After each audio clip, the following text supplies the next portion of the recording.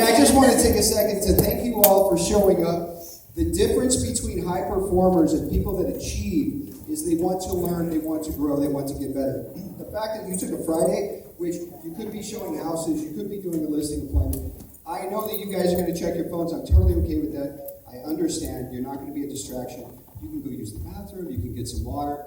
You can do whatever it is you need to do. I appreciate you guys showing up because the majority of your competition isn't.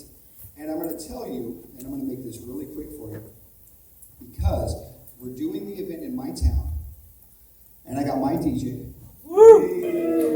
and I've got my video guys. Pablo, you up there? No, it's Fidel. He's somewhere.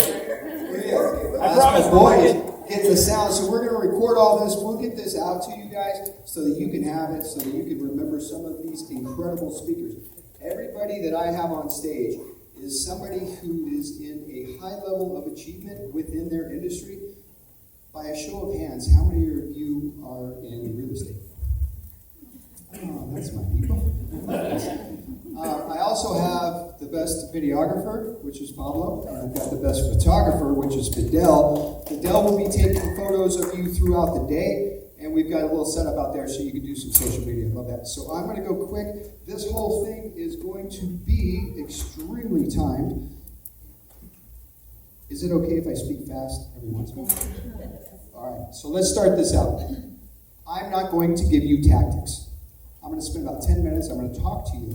What I'd like you to do is take a nice deep breath, as deep as you can take it, and then suck it a little bit more, and then hold it for about 3, 2, let it out, relax, let your shoulders fall. These next 6 hours, if you allow it, will give you some clarity, we'll give you some action steps to change from who you are right now at this particular moment to the person that you believe you can be. You understand why we named it B. We didn't name it B because honestly, that's a really dumb name for a coaching company. It's really dumb. Like you go, oh, it's B Coaching. They're like, I have no idea what that means. We came together as a group of coaches that have coached high-performing real estate agents, loan officers, and we always did it with the intent of making them millionaires. By a show of hands, even if you are one, who would like to be a millionaire? I would expect just about every hand goes up, except for the 2 that are on the phone, 3 that are on the phone in the front row. But that's all right. That's why they're VIPs. They don't have to worry about it. What I will tell you in my journey is becoming a millionaire is really neat. But becoming a millionaire does not satisfy the why. So let's do this. I'm just going to hit bullet points. None of these really mean anything. They're just simply talking points. Would you agree that the landscape of the market has changed? Yes, it has. When I say that, the first thing you guys think of, I would expect, is interest rates are higher, housing prices are higher, so affordability, interest rates, and those are the 2 things that we focus on. As real estate agents, as loan officers, we say, gosh darn it, the market's going to pick up. It's going to pick up as soon as rates get down to 5.5, 6, 6.25 would be nice, something like that. And we expect the market to dictate how we do. I will tell you, it's not even interest rate, it's not housing pricing that I think is a threat to this industry. And it's not just our industry, it's everywhere. I think the threat to our industry is AI. I think it's large corporations that have billions of dollars that are creating ecosystems where they bring in a client, they handle the real estate side, they handle the loan side, they handle home insurance, they handle title. They want a piece of everything. And they're going to find people that do our jobs right now that will do it cheaper because they're guaranteed income in the future. Zillow was a perfect example of this. It's the easiest example of it. They are creating an ecosystem that traps the client and keeps the client away from the average agent. So that's my fear. The other thing is there's a difference between on the market and in the market. The difference is I have a large number of listings. Some of them are actually in the market. When they're in the market, they're getting showings. When they're on the market, they just sit. I got some listings that are on the market for sure.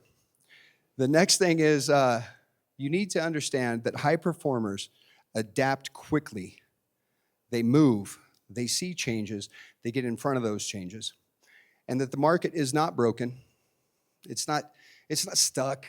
This is just, watch out, this rug is really tricky. The fact of the matter is I got into this business 20 years ago and I've seen a ton of changes. My mom sold real estate when my parents got divorced when I was 8. I would get into her Datsun B210 sedan. If anybody knows what a Datsun is, congratulations, you're old. They changed it to Nissan a long time ago. I would get into the front seat because I was the older and my sister was younger. And my mom had a Thomas Brothers map. Dayton, remember Thomas Brothers map? Thomas Brothers map told you where to get, what roads to drive on to get to the street, to the address. So you'd have to sit there and look it up, way before MapQuest, way before GPS. She had an MLS book. She didn't have a computer. She had a notepad and she had a calculator. Those were the 4 tools that she needed. She asked me a few years ago, she goes, well, Michael, where's your MLS book? Where's your this? Where's your that? I grabbed my phone and I said, Mom, everything's here. She goes, well, when you meet your client, I go, Mom, I don't have to meet a client. I can sell a house off my phone. I can write a contract. We can do this, right? We can. If we can do it, AI can do it, just so you all know. The change in technology, the change in the way the business happens, the interest rates, the pricing, it's all normal. It's not unique. We will look back in 5, 7, 10 years and go, that was kind of weird, right? COVID drove everything up, and then all of a sudden rates went up and it went down. And yeah, and some people are gonna go, I captured that market. I knew exactly what to do and how to do it, and somebody told me how to do it. I had a mentor that showed me the way. I had no fear. There was nothing I was worried about. What you're going to hear from this stage are some of the best people I know. You know why? Because I got to pick them. Because we did Reno. I was like, we're gonna do Reno. I get my people. So I've got my people coming on stage. High performers. In fact, one of them has 17 listing appointments tomorrow. He makes over 3% on his list side. His GCI, and he can correct it, was over 600,000 last month. And he will be the most humble person that you could ever meet. And really one of the nicest guys. And he's going to give you tactics. And they're all going to give you tactics. Take the tactics, but this is what I want for you.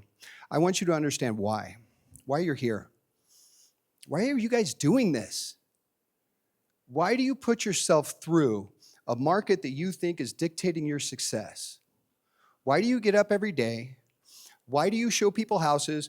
Why do you need that escrow? Why do you cry when same dude that did 600,000 last month had a seller pass away today that was just about to close? That would devastate some of you because you've got one deal, because it's dependent upon this.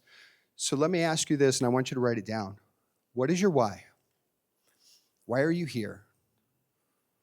Why do you do what you do? And ultimately, the question is, what would you be doing if you were not afraid? So if you weren't afraid, if you were without fear, if you were fearless, what would you be doing that you're not doing? And you're not doing because, well, you make excuses. That's where fear shows up. It's hesitation. A lot of you want it to be perfect. Like Fidel stuff is perfect. Sometimes it's not, but pretty much a lot of times it is. A lot of you want confidence, but confidence it's more of a result. It's not a requirement to get into it. I didn't get into the industry 20 years ago with confidence. I got in scared to death. The phrase, fake it till you make it, I mean, that was me. I relied on my broker's numbers. I relied on other agents that were in and around me. How long have you been doing it? Oh, me? I've been doing it 3 years. But my brokerage has 275 years worth of agents and knowledge. And, oh, okay, huh. So I learned tips, I learned tricks. The confidence comes over time. The key to life and change is action. So the question is this: what are you putting off right now that's costing you the momentum you need to be the best future version of yourself? And for me, my question to you is this: the year's 2030. It's 5 years in the future. Who are you? If you could be the absolute best version of yourself, what would you change about your current situation to then? What does the 5 year from now you look like? What do you do differently? And ultimately the question is, what is it you're avoiding right now that could help that 5 year from now you be the person that you are proud of? When fear shows up, the best thing you can do is remind yourself of where you're going, of your why. If I wanted to be 195, I'm 172 right now. If I wanted to be 195 pounds and jacked, you know what I mean? I'm getting older. I have to compensate somewhere. I already have a big truck. I would have to change my diet. I would have to remove alcohol, which would be the smartest thing I could ever do. I could remove sugar, second smartest thing. Eat more eggs, eat more steak, work out. It would take discipline, but I could do it. So the question is what could you do now to help that person in the future? And I want you to see yourself there. So top agents learn from their future self, not the feelings. Your vision creates your boundaries and your priorities. When you get up in the morning, do you lay in bed and surf the internet to see what people are doing on social media? Or do you get up, drink water, go outside, see the sun, work out, write down the 3 things you're going to accomplish today, spend 5 minutes in meditation? These are all disciplined habits. What does the next level of you look like? Okay, you can act right now to change those behaviors so that they would be more in alignment with the future self.